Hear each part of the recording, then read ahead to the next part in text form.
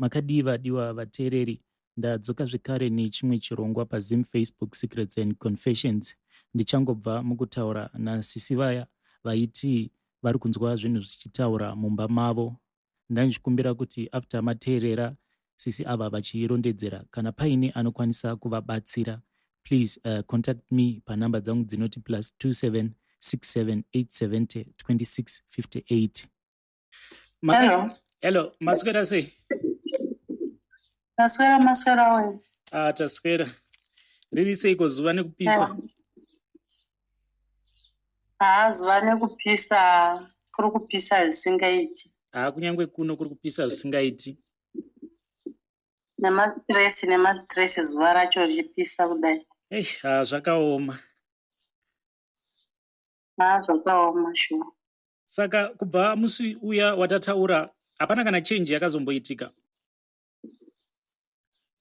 Kubva musi watataura paya pandai taura hope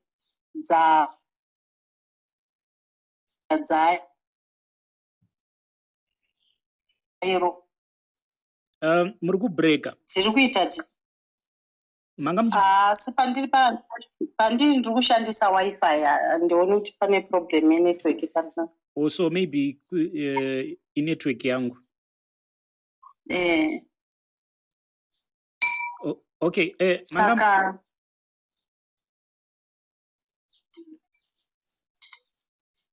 taura yenyu.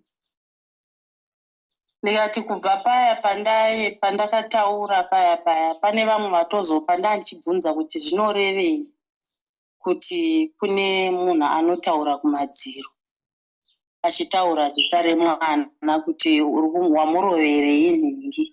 Vanhu vari kutanzi ane mudzimi mukuru, saka mudzimi yacho inofanirwa kugadziriswa yotaura pamunhu. Saka ini ndiri very confused nehope dzaari kuramba achirota.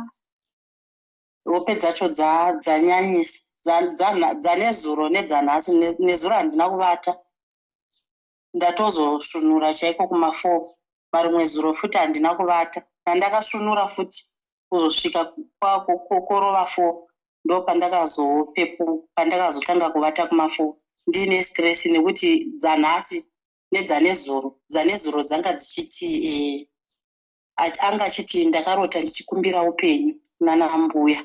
Ndikatoikumbira upenyu sei? Zvikanzi upenyu hwokurarama. Anza nambuya vaya vakati zvinezvi taneta nekuramba tichikudzivirira, takabvira kare tichikudzivirira tichikubatsira, asi zvinezvi taneta ende hakuna munhu achakubatsira. Anzi ndo paakanhingirika paakati saka ndobatsirwa nani. Anza nambuya vaya vakati amen, asi munhu achakubatsira hapana. Nhasi makuseni arota futi nezuro usiku, anzi ndakarota ndakakomberedzwa nechembere dzanga dzakasunga machira matsvuku. Chembere dziya anzi dzanga dzichindidira mushonga weblack. Achiti tiri kuona mushonga watiri kudira nawo, tiri kudira mushonga ndowo kukupa mabad luck, ende mabad luck atiri kukupa hombofa wakafarira muupenyu hwako uri mudiki kudai. Kana usingadi, andisaka ndandakuita kunge ndakuda kutiza, kana usingadi zvinanofe. Saka zvacho handichanyatskuzivi kuti nditi chii, kuti nditi mudzimu here. Mwari kuti anzi mudzimu inenge yakatsamwa chichi, nekuti pekutanga apa anga achirota achinzi paanga achirota iye paya pandakambotsanangura ndichiti arota achinhingirika akatakura machira matsvuku iwayo kuchiita kunge kwauya chidhoma chimunhu chipfupi. Hanzi ndobva ndatanga kusunga jira reya ndichirisa mumvura ndichimwaya chinhu chiya ndobva chatiza. Paakaenda kuchikoro ari muhope momo, hanzi ndakaona ini nababa vangu mafa. Pekupedzisira pese paanorotawo panoona isusu tadini tafa. Saka zvinhu zvacho zvinotontinetsei, handichanyatso understand. Ndinotoone stress nekuti inini nyaya dzechivanhu ndoziva kuti chivanhu chiriko ende handitombosori chivanhu chiriko zvisingani chero kanamata sei, asi chivanhu kana chiriko asi handichanzwisisi kuti chivanhu here. Panana sekuru vatombotsanangura panapa vachiti ichi ndo chinonzi chivanhu. Saka ndo zvandisingazivi kuti kune munhu anotaura kumadziro. Apa hope dzatiri kutaura idzi dziri kurotwa nemwana ane 10 years. Akatanga kurota aine 7 years. achitora anogona kutokurandudzira hope zvokuti sezvo ndichitaura kuti handisi kukwanisa kuvata usiku ndakuita unge munhu anopenga unge munhu ane depression nezviri kuitika zvacho nematsanangurire anenge achiita iye unotonzwa kutya kuti ko ichi chii chiri kuitika panapa. Yeah, but ivo mukoma vanomboti kudii panhau iyi? Baba vacho vanhuwo futi. Baba vacho vane chivanhu futi, saka zvinhu nekuti musi wataitaura paya takatotaura ini ndinenge ndiri kubasa kunoku, saka ndinozoenda kumba kana ndiri off, saka taitotaura ndichitoti mahope dziri kurotowa nemwana idzi hadzina kumira mushe, ndichiti mubvunze kana auya kuti arotei. Achitonditi aiwa pari yezvinezvi tisati ndagadzira zvindofanirwa kumbomindisa somewhere kuti tinoona kuti chii chiri kuitika, asi pane chivanhu chiripo ipapo. Paakauya kuchikoro taakumubvunza warotei, ndopaakati ndarota nambuya vachiti vabereki vako vakambodii kukugadzirira nguva ichiripo kare, vakuda kukugadzirira zvinezvi nguva hapasisina, kwasara nguva shoma shoma chete, hapasisina nguva, vaidii kukugadzira kare kare vabereki vako, vakuda kutanga kugadzira nhasi nekuti nezvi nguva yasara inguva shoma shoma. Saka zvinhu zvacho handitombozvi understand kuti zvinorevei, ende anotomborota achipisa mushonga uya mhino, kana paine vamwe anoziva unonzi impepo, anorota achiupisa mushonga uya unopiswa nevanhu vanoita zvemudzimu, anotorota achiupisa achiuchira achitaura. Saka pekupedzisira paakarota ari musango, hanzi ndakarota ndichipisa mushonga yandakagwadama, saka paanga akagwadama paya aitaura nemudzimu, andaitaura ana achitotaura izvokuti hanzi ndichitaura nemudzimu yekumusha kwedu, ndikati mudzimu yei zvikanzi vanhu vekumusha kwedu. Saka ndo pandakazoti waitaura kuti udii, hanzi pandakaitaura zvandaitaura handichazvizivi, asi ndakati ndichitaura ndobva kwauya nyoka hombe, hanzi nyoka yandobva yatanga kutaura nini, kuti iwewe unoitira vanhu zvakanaka, asi vanhu vaunoitira zvakanaka kana wauda kuti vakuitire zvakanaka havachakuitiri zvakanaka, vanhu ivavo vanokuitira zvakaipa ndo vavengi vako, ende vavengi vako havasi kure, vavengi vako vanogara padhuze newe. Ende izvozvizvi anga vati achitemwa nemusoro, akatozoudzwa kuti musoro iwo uri kukutema uyu zviri kuitwa nemuvengi wako, ende musoro uchapedzisira wakuuraya. Saka kana chokwadi ndatoita confuse nekuti ndinyatsokuziva kuti chii, handichanyatsoziva.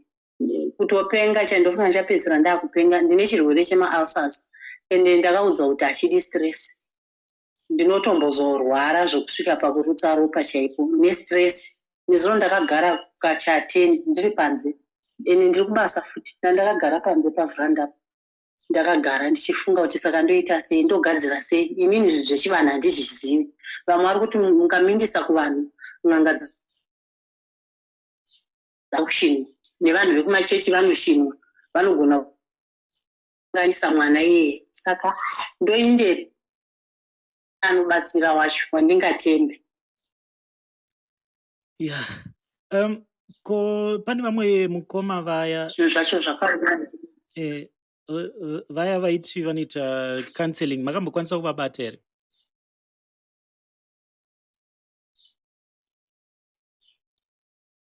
Hello.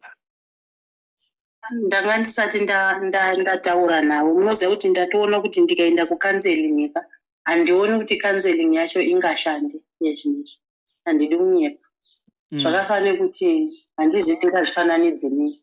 Ukapa munhu counseling ari mumatambudziko hapana chinhu chinodini chingabetsere ipapo. Counseling ndinotoida counseling kana ndatozonzwa solution yekuti ndoita mwana zviri kurotwa nemwana, I am confused, handitozivi kuti chii, mundofunga kuti pamwe chii chiri kuitika, handitozivi. Saka ndinoda kutanga ndanzwa kuti chii chiri kuitika pamwana, nekuti rubetsero ndorwa nepi, kuda dhati ndopa ndichakwanisa kuti ndiende kucounseling, nekuti hope dzaari kurota hadzina. Last time akarota futi hanzi pakapinda mukadzi mumba, indogara ndiri kubasa, saka ndinoenda kumba kana ndiri off, pakapinda mukadzi mumba, hanzi mukadzi uya ndobva angokumbira ndoda kuenda kutoilet, hanzi baba vangu vakati pinda mubedroom ochinda mutoilet. Anzi mukadzi andobva aita sari kuinda mutoilet. Andobva atendeuka ndobva atora banga. Anzi saka ndandakatarisa panze. Anzi akabva andikata zviya zvokuti nenhikirikiri nebanga musoro wangu ndobva apedza kudara akata futi baba vake musoro ndobva ta ananga achiita ndo anotondityisa. Anzi pamakapedza kukatiwa paya ndobva kwachiuya kwedu mwana mudiki wandiutaura nezva akatotenda 10 years izvo zvanga ine 9 ndobva kwachiuya vanhu vekumusha kwedu. Vanhu vekumusha kwedu pavakauya paya vakati mwanangu uya kuno isusu tichakurwira pane zviri kuitika izvi. Anzi ndobva vanhu vaya vatora mapanga ndobva vakunorovana nevanhu vaya vanga vatora. Pekupedzisira hope dzese inini nababa vake tinenge tafa. Chero apa futi paakazomborota inini nababa vake naye anzi taimhanyiswa nevaroyi. Saka anzi ndobva ndadonha pasi. Pandakadonha pasi paya ndobva ndasumuka ndakuvara. Saka imi mama ungoti sumuka timhanye tiende vanhu vari kuuya. Anzi ndopakauya machembere anga akasunga machira matsvuku neyelo vachimhanya. Machembere aya ndopaakasvika akati mira ipapo. Andobva tamira. Anzi zvikanzi isusu tine masimba makuru ekukurwira musatye mira ipano. Anzi ndobva vamhanya ndobva vanorwisana nevaroyi vaya. Anzi pamachembere aya pakasara chembere 1 yanga isingakwanisi kufamba ndo yakasvika. Saka paakasvika pane chembere yauya ndobva sekuti ndingati kuti kudiko handikwanisi kutransfer ndichibvisa kuchindevere ndichinjisa kushona like kuti tokoza koko ndo zvaakasvika achiita pamuchembere uya achimumhoresa nechivanhu sekuti pamusoro yeshangamiri ndo zvandakasvika ndikaita. Anzi ndapedza ipapo vakati as from today zvinhu zvese zvatinei tichikuudza unofanirwa kuzviita. Saka I am confused kuti ndizive chivanhu here nekuti ine hangu chivanhu handichizivi. Saka zvinhu zvinotondipa stress zvokuti nezvaakuudzwa kuti iwewe hapasina nguva achikumbira upenyu vachiti upenyu hwako diki chaizvo hatichakwanisi kuramba tichikuvhikirira. Nesuwo takakubetsera patakakubetsera napo asi zvinezvi taneta. Hanzi vatoramba vakatoti taneta hatichakwanisi kubetsera. Zvikanzi saka ndichadzivirirwa nani. Anzi machembere acho akati hakuna munhu achakwanisa kukubetsera panhau izvi. Isusu nekuti tasumudza maoko taneta tichakwanisi kukubetsera. Ana achitsanangura 1 hour mwana achitsanangura hope dzaanenge arota usiku. Saka ndo zvandiri kubvunza kuti chiudzi kana paine vanhu vanoziva zvinhu zvika handizivi kuti vangakwanise here kuti vanyatsokunditsanangurira kuti chirudzi. Zvinhu zvacho zvinotyisa sisi, zvotyisa visingaiti. So ndakazokwanisa kuzofonera mungoma Sly Media TV. So ivo pavakataura nemi vakati kudii? Mukoma Sly vekunhingirikiri ivavavo vekunhingiriri vonzi Sly Media vakanditi ivo mangwana vachaenda voenda kwasekuru Tasvo. Kana vasvika kwasekuru Tasvo vochinhingirika votaura nasekuru Tasvo pafoni. Inini ndakateerera ndichizvinzwa kuti sekuru Tasvo vari kuti kudii. Saka manje ndakazobvunza kuti saka mari inenge ichibhadhariswako ingaite mari. Vakati mari inenge ichibhadhariswa sekuru Tasvo vanenge vachida mari yakaita sekuti $200 US. Apa manje zvinhu zvacho zvaakuitika manje kwatiri inini nababa vacho. Zvinhu zvisina kumira mushe nekuti baba vacho vanga vari kubasa zvinezvi vari kubasa. Ndobva mota yangoroverera ndobva yagadzirwa. Yapedza kugadzirwa ndobva aenda futi kubasa. Aenda kubasa kuya zvikanzi hanzi mota pane zvimwe zvinhu zvaaffectika mukati. Apa kune kwabviswa mari yakawanda inenge yatobviswa kwete mari shoma inenge iri mari yakawanda. Saka baba vacho havachashandi. Baba vacho zvino vasingashandi. Inini ndinoshanda ndiri muzvikwereti zvamachonisa. Zvandaitora ndichibetseredza kuti ndigadzire mota kuti aende kubasa tikwanise kubetserana. Zvinhu zvacho zviri kuvhara I am confused guys, handidi kunyepa shuwa pamberi paMwari. Ndo paya pamunozonzwa kuti munhu aita suicide, ndofunga ndaapadhuze nekuita suicide, nekuti ukaona munhu asingavati usiku kubva kwakadai uchiswera wakatarisa kusvikira usiku hwese wakatarisa uchifunga, ndotonzwa sekutoti ndatoona kutoti ndapererwa kusvika kumagumo, handichazivi ndoita sei, nekuti maprofita kwatakambofamba futi vanhu vacho vanenge vachida mari, saka mari yacho apa iwe unenge usina. Patambotaura mamuchiti mukoma vaita zvedzimotikari dzinodhilivha take a lot. Vaishanda ikoko. Saka mota iyi inongofa yega. Mota iyoyoyo ndofunga handidi kunyepera, tanga tatopedza kubvisa 10,000 rand kuti mota igadzirwe. Mota iyi handizivi, munoziva kuti handizivi kuti ndingati chii kana kuti ndingati kudii, handitozivi.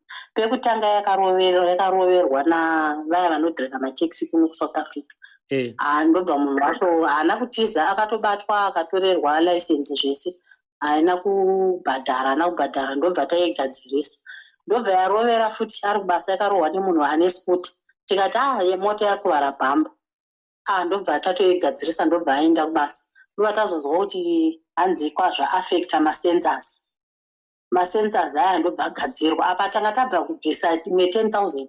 Ndobva tagadzira bhamba tikagadzira masensors. Iye zvino zvandiri kutotaura zvina haisi kufamba. Hachisi chimugweje, handisi kutaura nezvimugweje. Ndiri kutaura mota zvino idzi dzinenge mota zvino chaichai inenge iri mota itsva. Haimbopedzi kana 1 week isina kufa. Zviri kutoramba kuti murume uyu aende kubasa. Zviri kuramba.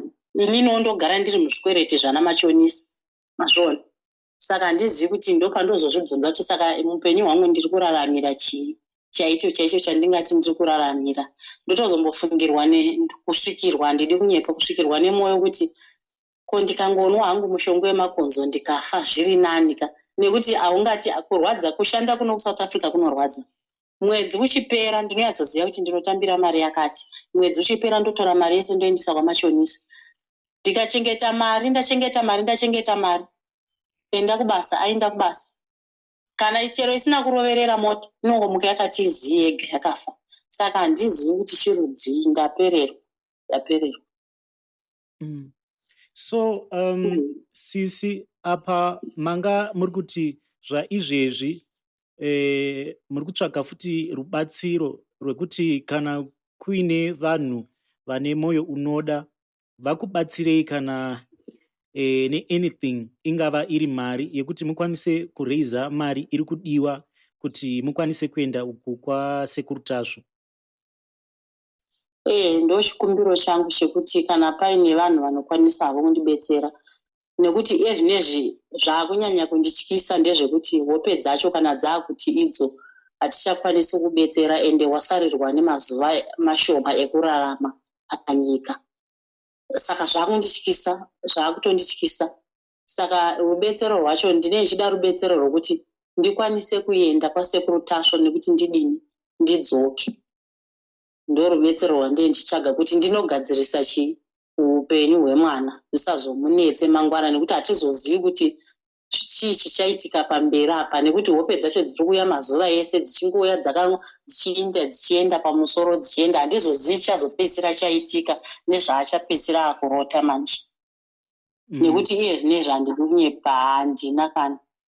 handina kana mari yekuti ndingati ndinoita mari. Izvinezvi iyo baba vacho vakatogara naye kumba kweshamwari yake, zvokuti tatozopedzisira tasvika pakutadza kubhadhara rendi.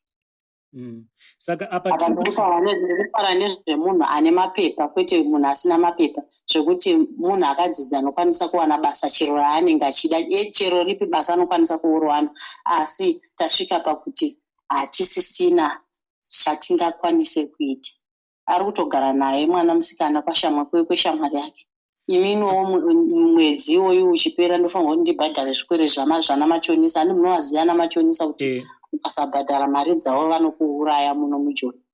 Mari yandinosara nayo inini kana ndabhadhara ana machonisa 1,000 rand. Ndo yandosara ndakabata maoko. 1000 rand iyoko kunodiwa school fees, anodzidza kuprivate school. Iwaye ane maticha anobva kuZimbabwe. Ndoko anodzidza ikoko. Saka nefanira kuti ndibva ndangoipfudza mari yacho ndobhadhara school fees. Ndogara kubasa, handichakwanisi futi kuti ndikwanise mari yekuti ndiofe. Kandoshanda kunoku ndinotokwira tax 25 rand. Ndotoshaya mari iyo. Lakangu pabasa vanozonditengera zvinhu zvekugeza nezvinhu zvekumafuta ekuzora nesipo dzekugeza. Saka apa sisi tiri kutaura zvekuti imimi mapepa chaiwo ekuti munotobvumirwa kuva muri muSouth Africa munawo. Handida hangu kunyepa pamberi paMwari nekuti kunyepa chinhu chakashata. Mapepa inini handina. Munhu ane mapepa murume wangu. Inini mapepa handina. Alright. So apa parubatsiro, even if vanhu kana vachida vanokwanisa kungotenga nyangwe ringava tiketi rebhazi rekuenda kuZimbabwe rekuti mukwanise kusimuka muchienda. Ipapo handina kana dambudziko kana paine munhu anokwanisa, nekuti kunogona kungopinda mubhazi woenda kumusha. Kana paine munhu angakwanise kunditengera tiketi ndinokwanisa kuenda kwasekuru Tasvo, ende handina handitonyare kubetserwa pachena zviya zvokuti handidi kubuda paTV. Dambudziko randanaro handisisina basa kuti ndianoti kudii akandiona. Chandiri kuda upenyu hwemwana wangu nekuti ndizive zviri kuitika, nekuti chokwadi ungagare pataigara mumba imomo patakazopedzisira tabuda, ungagare here uchinzwa izwi richitaura pamadziro, munhu achitaura kumadziro chaiko chaiko, ende munhu achitaura kumadziro achitaura zita remwana wako. Ndapedza kurova mwana wototaura kuti iwe wamuroverei nhingi, tichakurova. Munhu yobva aseka kuti gwagwagwa voice richibuda richiendawo. Saka zvinhu zvinotopa munhu depression, nekuti kubva zvandakazvarwa ndisandamboona zvinhu zvakadaro.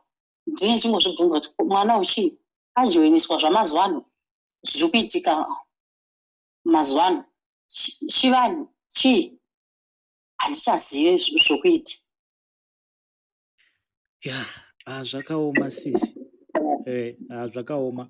Saka kuruzhinji rweZimbabwe tirungoti especially maZimbabweans vari muSouth Africa, kana kuine munhu ane moyo unoda, please ndinokumbira kuti muuye kuinbox kwangu, then ndinobva ndakupai nhamba dzasisi vakwanise kubatsirikana.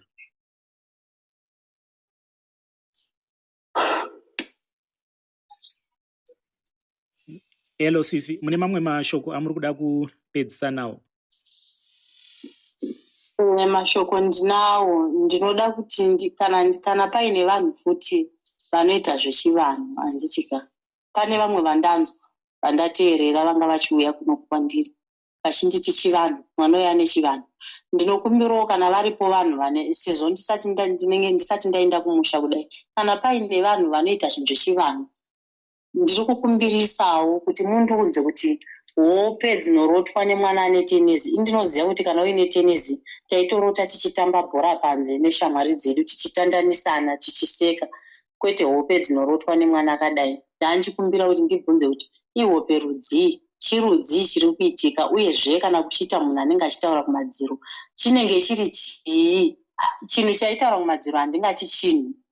Kune zvinhu zviya zvinonzi zvidhoma zvikwamba. Uyu aivo munhu sematauriro andiri kungoita panapa, asi aitaura nezwi riri pamusoro-soro rokuti waitogona kuti pamwe munhu ari panze ari kuzvidii, ari kuzvinzwa. Dai ndandiri ndega vanhu vaigona kuti auya akupenga, asi chakanaka ndechekuti vanhu vaivo mumba, vanhu vese vaivo mumba vakadii, vakazvinzwa. Ende vamwe vanhu havakwanisi kuzvibhirivha, vanogona kuti inyaya yabikwa, nekuti munhu anenge asati ambosangana nazvo haazvibhirivhi, anogona kutoti inyaya yabikwa, vanhu vari kuda kungoita mastories. Haisi nyaya yestories. Dai pane vanhu vanotoziva nyaya iyi vaivepo zvokuti vanogona kutondipupurira kuti zvechokwadi. Ndatomboona mumwe comment section anga akanyora kuti munhu anoshanda padhuze namainini vangu, ende zvechokwadi nyaya iyi yakaitika. Munhu iye anotoiziva nyaya iyi kuti yakaitika, ichokwadi ichocho. Saka ndanchikumbira kuti ndibvunzewo kune vanhu vanoziva zvechivanhu kuti kune mudzimu inotaura kumadziro here, ende uyezve kune mudzimu inotaura here. hope dziri kurotwa nemwana uyu, kana varipo vambonzwa voice note yamunenge makasenda mukomana Ashe nezuro here, vateerere nyaya dzese dzandakataura dziri kuitika ikoko, vozondudza kuti ihope kwadzo here dzinenge dzichirotwa nemwana ane 10 years, uyezve zvinenge zvichirevei kana nambuya vacho zvinezvi vakuti ivo mwana kana achiti ndarota ndikumbira upenyu kuna nambuya, kana mbuya vachiti takabvira kare tichikuningirika kunonzi kuita se takabvira kare kuvhikirira zvinezvi hatichakwanisi. Mwana wototi ndakabvunza kuti saka ndichabetserwa nani, kana mbuya vakati hapana munhu achakubetsera, ende vanhu vese vari kuramba kubetsera, nokuti mashure ndambenge ndichidhonzerana baba vacho ndichiti ini zvinhu zveun'anga mwana ari mudiki kudai handisati ndambozviona. Saka baba vacho achiti regedza tiinde nemwana muvanhu tione kuti tingamubetsere sei. Saka taidhonzerana, ini ndichiramba, iye achiti mwana ngaagadziriswe, ini ndichiramba ndichiti ngaitirwe nechichechi. Saka ndo zvinhu zvacho zvandinoda kubvunza kuti ndizive kuti chirudzii chinenge chichiitika, nekuti musi chakachazondivhundutsa chanezuro ndechekuti ndichanezuro kana marimwe zuro pandaitaura nababa vacho mufoni vachiti mwana anofanirwa kubetserwa, iye ndobva azorota ana mbuya vacho vachiti vabereki vako vakuda kukubetsera nhasi sei vanga vasingakubetseri kare nguva ichiripo. Apa taitaura mufoni anga asipa anga ari kuchikoro. Saka ndanjikumbirawo kune mhuri yeZimbabwe kuti kana paine vaya vanoziva chivanhu chaicho kwete zvourombwa, vanhu chaicho chekare chaitika kare, kuti vanditsanangurewo n'anga nanambuya vanoziva zvechivanhu, munditsanangure kuti zvinenge zvichirevei, haisi satanism here kana kuti chii, nekuti handichanyatso understand kuti chii chiri kuitika.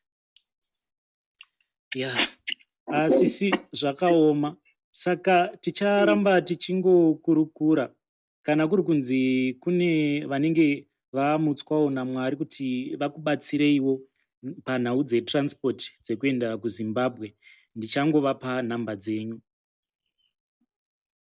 Alright. Panenge pasina kuipa. Inini handisi kutsvaga mari muvanhu, asi kana paine munhu anokwanisa kundibetsera kuinda nekudzoka abhazi, nekuti zvino zvifanirwa kuti ndiende nemwana iyeye futi kuenda kwacho.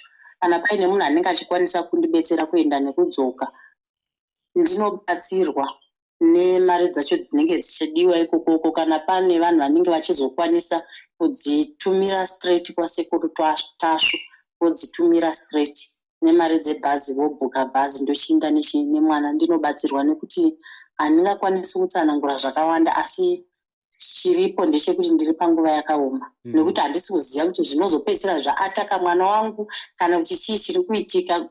Mazuva ano vanhu vari kujoina satanist, vana vanojoina satanist vari kuchikoro. Saka kana uri mubereki ini semunhu asingazivi, ndiri munhu anongoenda kuchechi hapana chandinacho, ndinenge ndisingachanzwisisi kuti chivanhu here kana kuti isatanist inenge yakatojoiniswa mwana wangu. Inini ndichingoti chivanhu, kuda chisiri chivanhu, kuda ndoti isatanist icho chiri chivanhu. Saka ndozvandenge ndichida kuti ndikwanise kuti ndinobetserwa, vanenge vachizoda havo kuona ndichibetserwa pajekerere kwasekuru tashu vachaonge vachiona ndiri ikoko. I think last point yamataura yekuti kana kuri kunzi vanhu vanokwanisa kufunga kuti imari inyaya yekugadzirirwa, vanokwanisa kungotumira mari yacho straight, kungava kuSly Media kana kuti kupi, then imimi munobva mabhukirwa ticket kubva kuHarare ikoko, kana kuri kunzi ndiyo issue. Ndiri kuno kuSouth Africa. So I think ndiyo the best idea yekuti munhu anokwanisa kungobhuka ticket mokwanisa kuenda. Ipapo ndo pandiri kutaura kuti kana vachikwanisa vanhu, nokuti vanhu vamazuva ano handi vane vachifunga kuti inyaya dzekubika. Chokwadi handioni kuti ndingauye pano kuuya kuzobika nyaya. Vazhinji zvandiri kutotaura izvozvi, hama dzangu dzinopinda pasocial media vanotoziva nyaya ndiri kutaura nezvayo. Saka kana paine vanenge vachifunga kuti kubika, aiwa, vanongotumira ikoko, ini ndichakwira mubhazi, vanozondiona ndaa ikoko kwasekuru tasho nemwana. Tichibetserwa toziva kuti chii, nekuti sekuru vaya ndakanzwa kuti vari kubetsera vanhu visingaiti. Okay. Zvakanaka isisi. Saka let's hope kuti tichazotaura neSaturday. Anti muCommerce Line ndipo pavakati vachataura nemi. muCommerce Line vakati ivo Saturday ugara iriko rini mangwana ndichita. Mangwana. Vakati ivo vachaenda kwasekuru Tasvo. Then vochinoteereresa sekuru Tasvo nyaya yangu yese. Vopedza ipapo vozondifonera. Pandichafonerwa nasekuru Tasvo vachange vakundipindura kuti vachindiudza kuti chii chiri kuitika pamwana. Tozoona kuti inini ndobva kuno ndichienda ikoko nemwana unogadzirwa kwasekuru Tasvo. Tanzwa kuti chii chiri kuitika nechiri kudiwa. Alright. Zvakanaka sisi. Ini regai ndimbodzokera mubasa, but ndicharamba ndichingotaura nemi kuWhatsApp. Maita basa. But kana muchikwanisa ndinokumbirawo kuti please taurai nenhamba dziya dzandakakusenderai ndichiti ndedza vamwe mukoma vanoita zvecounseling. Please taurai navo. Ndichataura navo. But nyaya yacho iripo ndeyekuti ndiri kutoona kunge ndoziva kuti counseling inobatsira, asi pane zvimwe zvekuti ndingati ndinotsvaga counseling here kana ndiri kutotsvaga rubetsero. Nekuti ndoona sekutoti counseling yacho handioni kuti ingakwanise kuti indibetsere. Nekuti chero ndikaenda kucounseling nhasi mangwana mwana uyu anenge chero akavata masikati kuchipisa kudai anotokuudza kuti ndaane hope ndakuda kunovata. Akangovata akapepuka anopepuka achikuudza hope masikati. Manheru futi wovata futi wokuudza hope. Saka ndozvandee ndichiti inini handioni unge zvichandibetsera zvecounseling ndisati inini ndawana chikubetsero. Ndogona kukanzelwa mangwana acho mwana anomuka andiudza kuti ndarota zvakati asi ndabva kucounseling. Saka ndanchida rubetsero pekutanga ndisati ndawana counseling. Nekuti zvinhu zviri kuitika mazuva ese zvokunzi munhu anotaura kumadziro.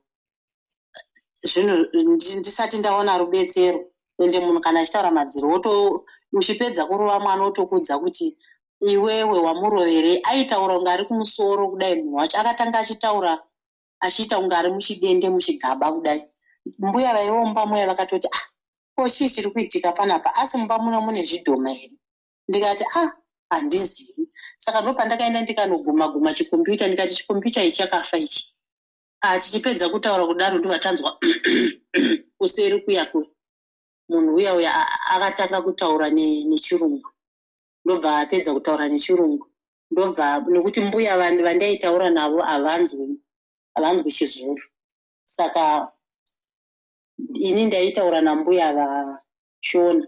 Munhu uya opindura nechirungu kuti mbuya vandakagara navo vanzwe kuti iye ari kuti kudii. Ndopa baba vacho vanga vabuda ndopandakazofona ndikati chiuya mangu zviya zvinoita maNigeria zviya n'anga dzinoita mazwi maNigeria. Kana paine vanhu vanomboona maNigeria handi munoziva kuti kune mazwi anotaura zvekuti handizivi. Ndinomboona hangu maNigeria asi ndinombonzwa mazwi, izwi richibuda richitaura asi munhu wacho usingamuoni. Ndozvaitika. Saka munhu wacho aitoita kunge ari kutenderera pamusoro pangu achiti uri kumuroverei ningi, uri kumurovera, achitaura zita remwana wangu. Ndopandakabvunza kuti ndiwani. Vanhu vese vakabva vabata musoro kudai kutya. Ndikati ndiani? Pandakati ndiani ndobva ati uchinzwa kuti iro voice richibuda nepamusiwo kudai. Kutonzwa sekuti ndakazoti chomadika here. Zvakaipa kuita maziso enyama. Kana uri munhu unofanirwa, kana usiri n'anga chiita komporofiti kuti uone zvinenge zvichiitika. Izwi rakataura richibuda pamusiwo kutonyatsonzwa kuti hoyo munhu ari papapa uyu abuda aendawo. Nguva yaiti ndichakurova aitotaura achiita kunge ari pamusoro pemusoro wangu chaipo. Ndozvaitika. Vanhu vese vaivo mumba vakazvinzwa. Saka ndofunga ndinoda rubetsero ndisati ndawana counseling ndokuti ndigoita munhu ari right.